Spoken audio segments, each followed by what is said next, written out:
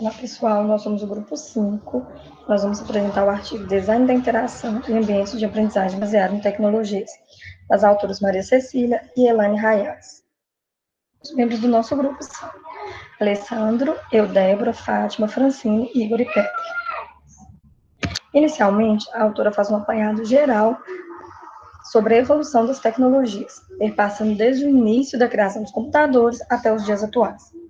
Nos primeiros 30 anos, os computadores eram desenvolvidos para os especialistas, ou seja, para os físicos, matemáticos, engenheiros, entre outros, cientistas, para processar cálculos.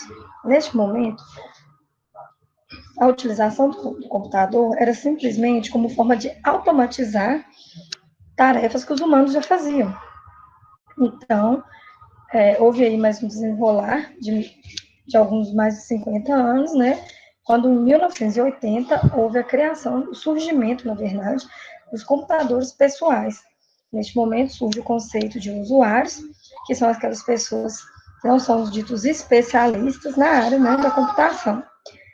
Nesse momento, como consequência desse novo modo de interagir, a usabilidade dos computadores, eles não poderiam ser tão difíceis, porque senão as pessoas não conseguiriam automatizar e utilizar esse tipo de ferramenta.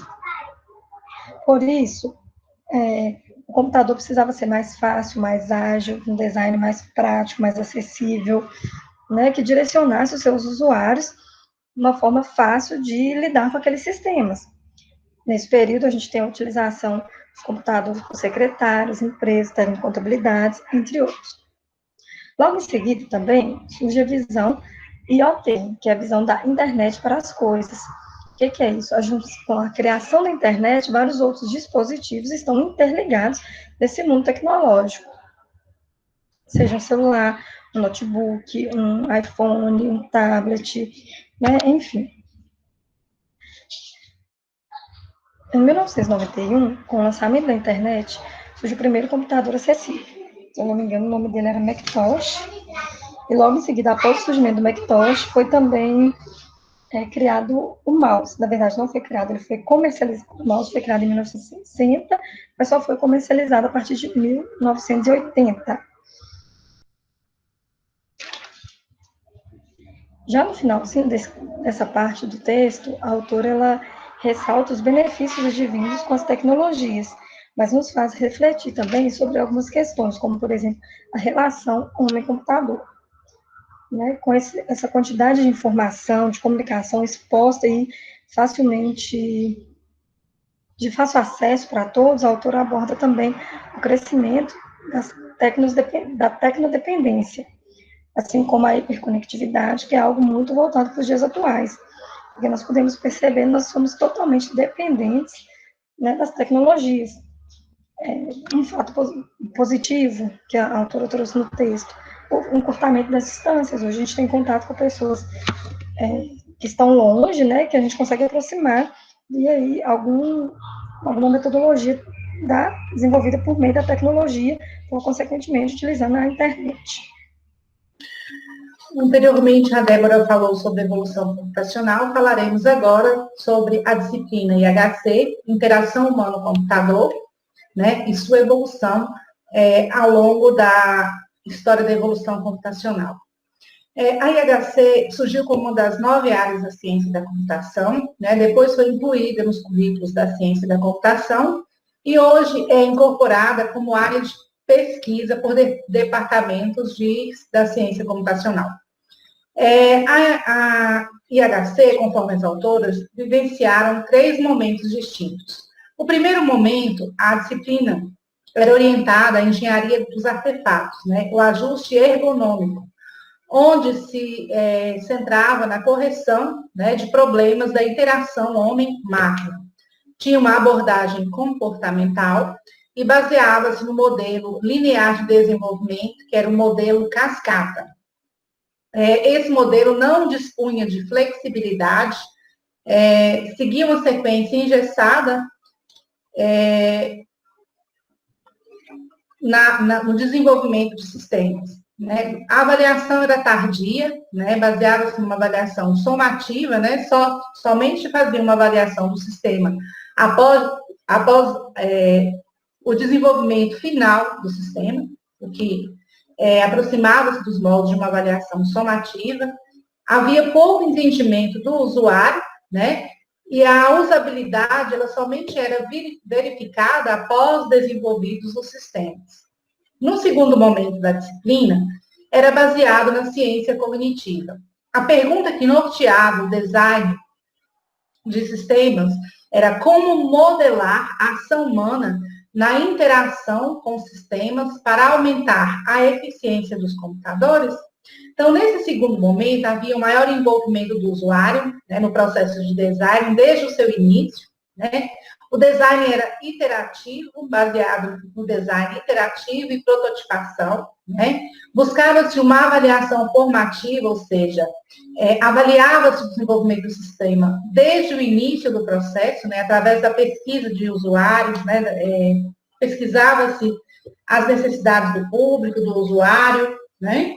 Fazia-se um protótipo, fazia avaliação, aplicava, né, aquele protótipo, identificava os problemas, as dificuldades no seu funcionamento e com o feedback, né, recebido dessa avaliação, fazia-se as correções necessárias até o produto final, ou seja, era um processo cíclico, né, com avaliação constante para verificação dos problemas e correções. Não era um modelo como o modelo cascata, né, que tinha momentos estanques. Ele era um modelo mais cíclico, com envolvimento do usuário desde o início do processo. Como exemplo, né, de design, nesse momento aí da disciplina IHC, tínhamos o design participativo e contextual e o método de inspeção heurística.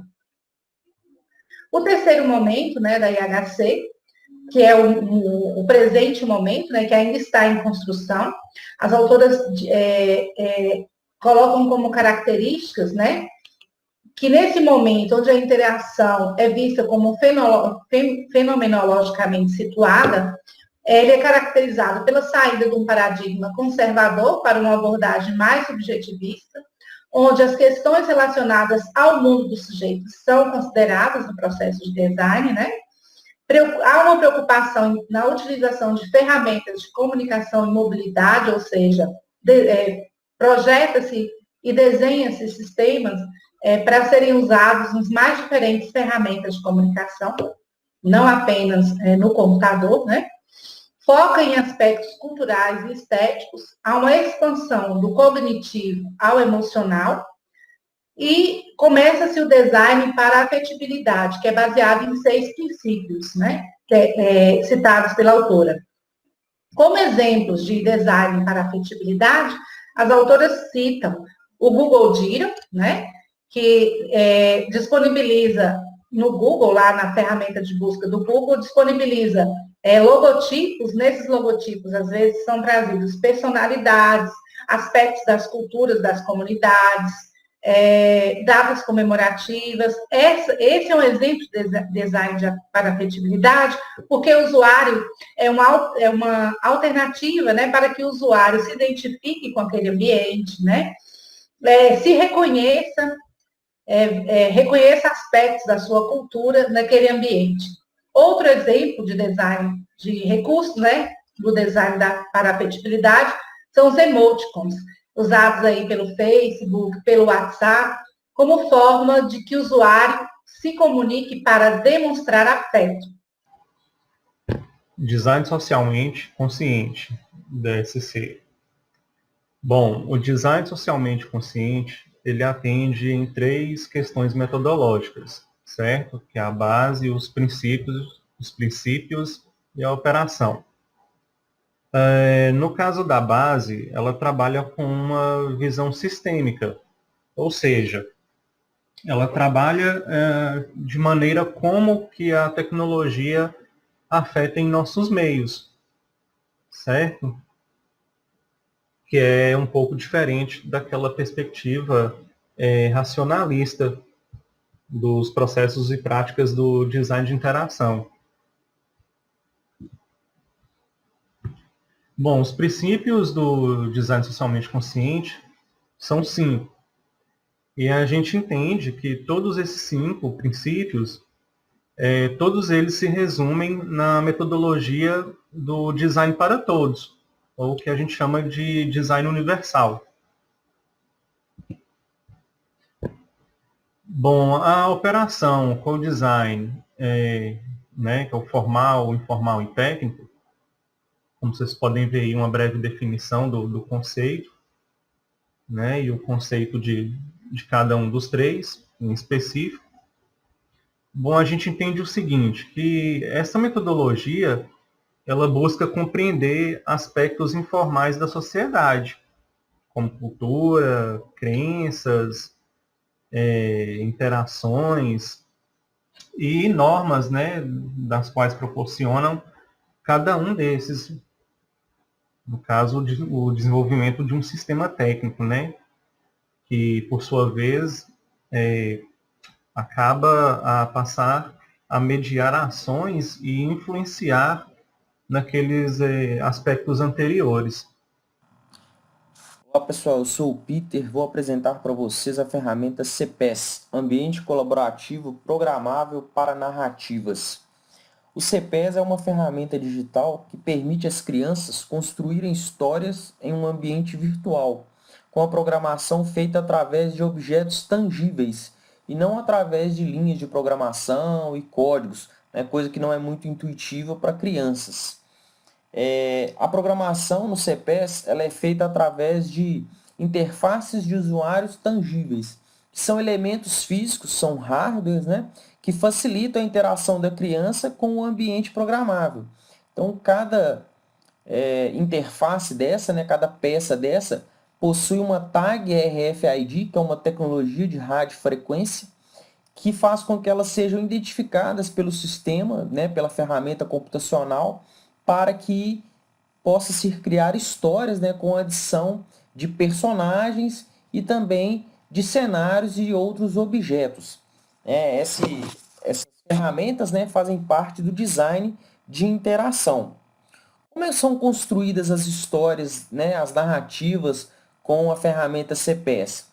O docente, juntamente com os alunos, né, com as crianças, eles fazem um planejamento de como será feita a história, como será contada a história, um enredo. E, a partir desse planejamento, a escolha dos personagens, dos cenários, é então montado, né, construído uma história em uma plataforma capaz de ler, né, os objetos tangíveis e transferir essas informações para o ambiente virtual. Após essa construção, as crianças elas fazem a etapa de narração, a gravação de áudio, né, para que a história ela possa ser contada, né, como se fosse um filme.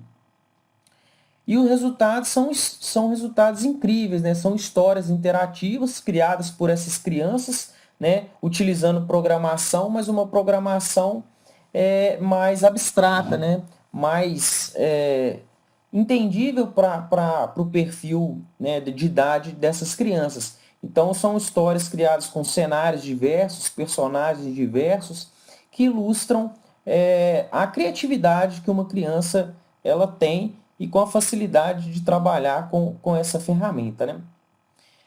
Aqui a gente pode perceber, né, uma aplicação de CPES em uma escola, um estudo de caso. Já se utiliza aqui uma ferramenta de baixo custo, que é a ferramenta apresentada no artigo em questão, onde aqui a gente pode evidenciar todas as etapas. E uma característica interessante, né, desse CPES utilizado é que, além de poder inserir objetos através das tags RFIs nos objetos tangíveis, ele tem também, a plataforma possui também a inserção de uma câmera, de uma webcam, que consegue, né, transformar, né, as próprias crianças em personagens das histórias, o que aumenta ainda mais, né, o engajamento, né, a motivação desses alunos na utilização das plataformas, da gravação das histórias. O CPES ele é construído, né, foi concebido tendo como base características socioconstrucionistas, né, que são nada mais, nada menos que uma visão, né, da relação ensino-aprendizagem como uma reconstrução, e não apenas como uma transmissão de conhecimento, né, para o discente. Né? A aprendizagem ela é mais significativa quando o aprendiz experimenta a construção de um produto significativo para ele. que nada mais é do que o que o CPES ele aplica, né? Os alunos, as crianças, elas conseguem criar histórias, né, significativas para elas, não apenas receber o conhecimento através de uma história contada por outros. Olá, eu sou Alessandro e vou apresentar para vocês aqui mais um estudo de caso, que é o ambiente de programação tangível para crianças. Vou chamá-lo aqui de TAPREC, que é a abreviação da sigla em inglês. Então ele foi pensado, né, para ser um ambiente de aprendizagem de baixo custo, baseado em interação tangível, palpável, né? E o objetivo principal, né, é para introduzir ideias de programação para crianças. E para o desenvolvimento dessa ferramenta, teve aí a participação dos professores, né, e outras pessoas interessadas que ajudaram na construção desta ferramenta.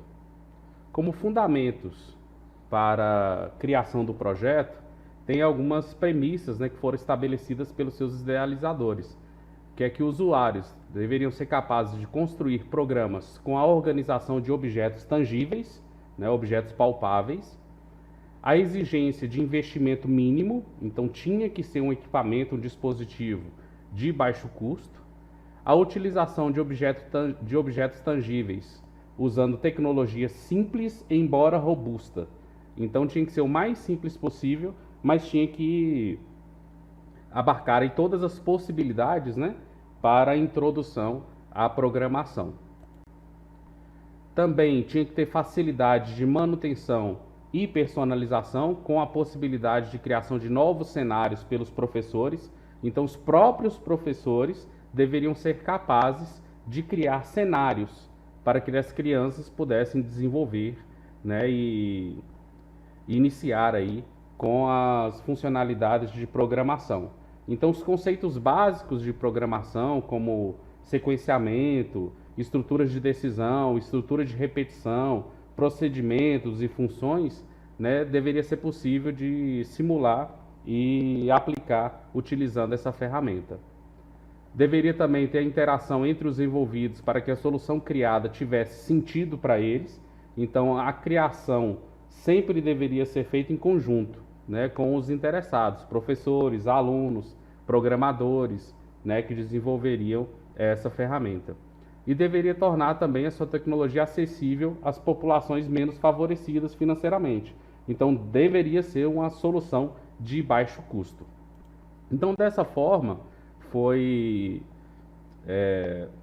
viabilizado aqui, né, o projeto através dessas tecnologias. Então, primeiramente, foi criado um hardware de baixo custo, né, utilizando a tecnologia Raspberry Pi, com leitor de RFID, né, que é a tecnologia de radiofrequência, e isso para comunicar com os objetos tangíveis, né, que são os blocos de programação.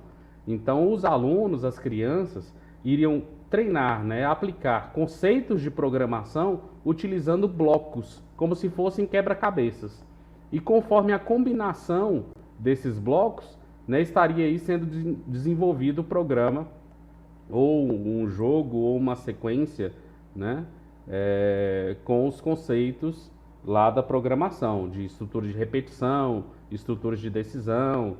Então, essa tecnologia de radiofrequência iria ser utilizada para comunicar com os blocos de programação, né? E um software de controle, no caso aqui foi baseado na estrutura de programação do Scratch, né? Que tem esse símbolo, esse gatinho aqui, que viabiliza a programação em blocos. Então a pessoa que utiliza não precisa conhecer linguagens de programação, né? Bastaria desenvolver programas utilizando blocos, e cada bloco tem um significado dentro do programa.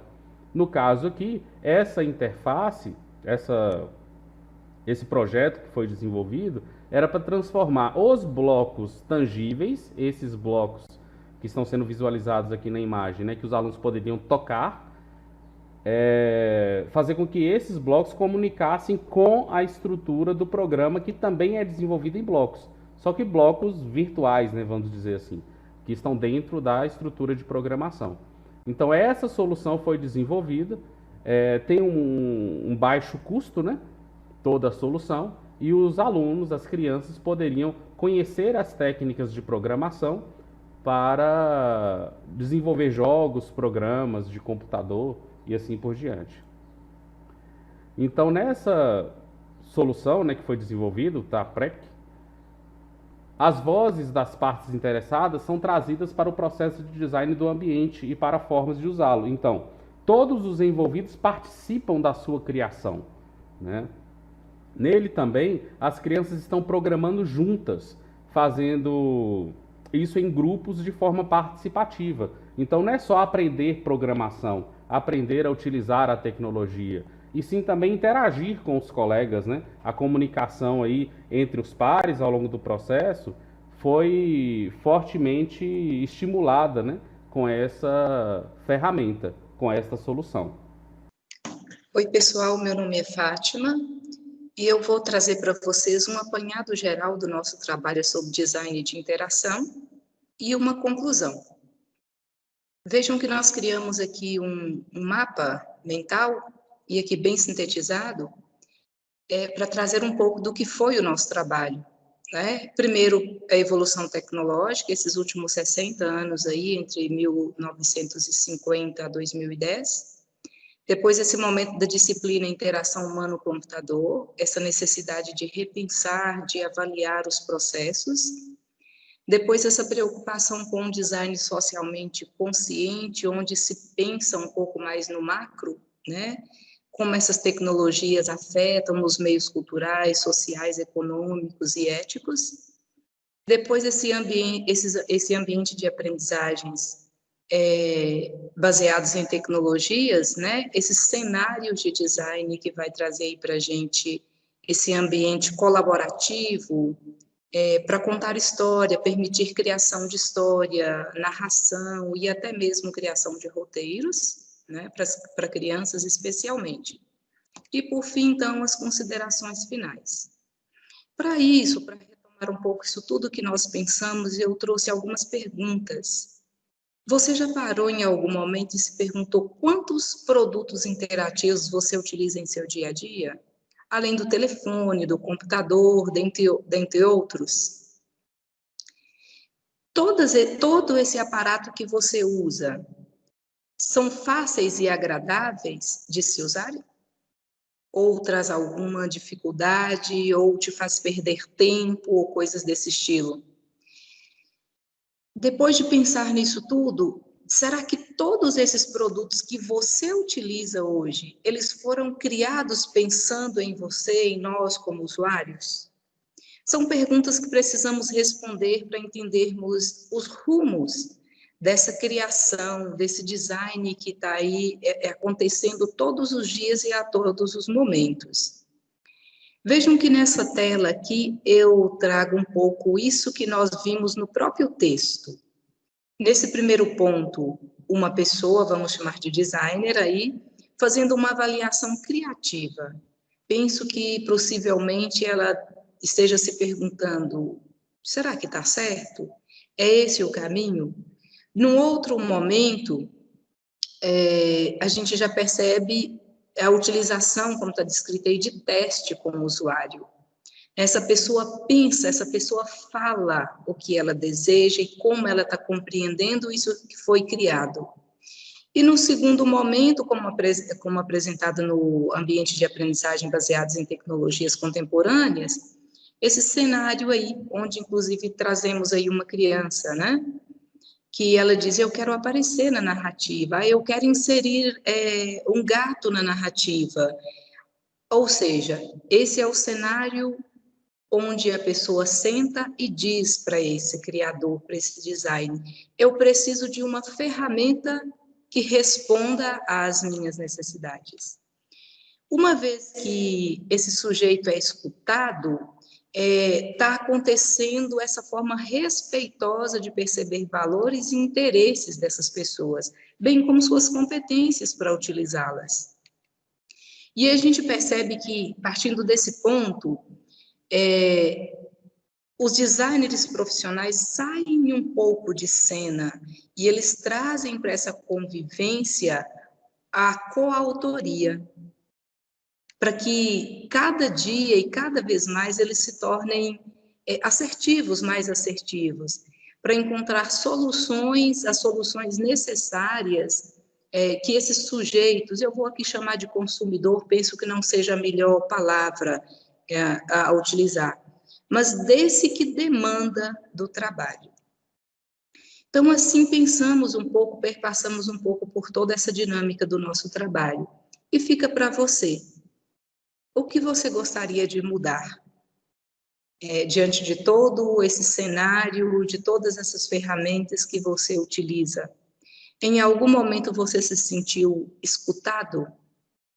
Em algum momento você também contribuiu para a melhoria de tais ferramentas, para o uso dessas tecnologias? Então fica aí o nosso questionamento, espero que o nosso grupo tenha contribuído um pouco na compreensão desses processos. Obrigada.